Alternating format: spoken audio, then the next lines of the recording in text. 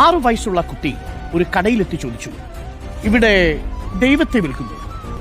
വിചിത്രമായി ഈ ചോദ്യം കേട്ട് ദേഷ്യം വന്ന കടക്കാരൻ കുട്ടിയെ കടയിൽ നിന്ന് ഇറങ്ങിവിട്ടു. ഇറങ്ങിപ്പോയ പയ്യൻ അടുത്ത കടയിൽ ചെന്നു. അവിടെയും ഇറക്കിവിടലായിരുന്നു മറുപടി. ഒടുവിൽ 70ാമത്തെ കടയിൽ അവനെത്തി. ചേട്ടാ സഹായിക്കണം, ഇവിടെ ദൈവത്തെ വിൽക്കുന്നുണ്ടോ? ദയനീയതയോടെ അവൻ ചോദിച്ചു. അവന്റെ നിഷ്കളങ്കത കണ്ട് കൗതുകം തോന്നിയ കടക്കാരൻ ചോദിച്ചു, എന്തിനാണ് നിനക്കിപ്പോ ദൈവത്തെ?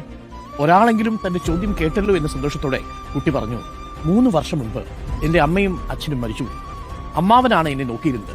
പക്ഷെ അമ്മാവനൊരു വാഹനാപകടത്തിൽപ്പെട്ട ആശുപത്രിയിലാണ്. ഇതുവരെ ബോധം തെളിഞ്ഞിട്ടില്ല. ഡോക്ടർ പറഞ്ഞു, ദൈവത്തിനു മാത്രമേ ഇനി നിന്റെ അമ്മാവനെ രക്ഷിക്കാൻ കഴിയൂ എന്ന്. അതാ ഞാൻ ദൈവത്തെ തേടിയിറങ്ങിയത്. കടക്കാരൻ ചോദിച്ചു, നിന്റെ കയ്യിൽ എത്ര രൂപയുണ്ട്? അവൻ 50 രൂപയുടെ നോട്ട് നീട്ടി. ദൈവത്തിന് കൃത്യം ആ വിലയെ വരൂ. ഇത് പറഞ്ഞിട്ട് ഒരു ചെറിയ കുപ്പിയിൽ കുറച്ച് തേൻ കുട്ടിക്ക് നൽകി. എന്നിട്ട് പറഞ്ഞു, ഇതാണ് ദൈവം, ഇത് നിന്റെ അമ്മാവന് കൊടുക്കണം. സന്തോഷം കൊണ്ട് തുള്ളിച്ചാടിയ കുട്ടി വേഗം ആശുപത്രിയിലെത്തി. എന്നിട്ട് സന്തോഷത്തോടെ വിളിച്ചുകൂടി, ഞാൻ ദൈവത്തെ കൊണ്ടുവന്നു, എന്റെ അമ്മാവൻ രക്ഷപ്പെട്ടു. പിറ്റേന്നൊരു വലിയ മെഡിക്കൽ സംഘം ആശുപത്രിയിലെത്തി. അവർ കുട്ടിയുടെ അമ്മാവന്റെ ചികിത്സ ഏറ്റെടുക്കുകയും മണിക്കൂറുകൾക്കുള്ളിൽ അയാൾ ജീവിതത്തിലേക്ക് തിരിച്ചെത്തിയെന്നുമാണ് കഥ.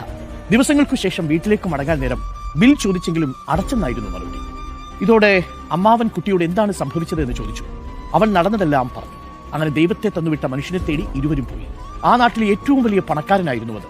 അയാൾ തന്റെ ജീവൻ രക്ഷിച്ചതിന് നന്ദി പറഞ്ഞു.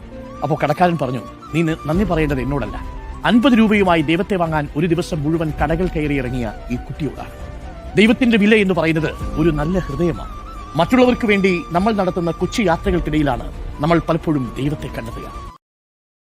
Download ShareChat.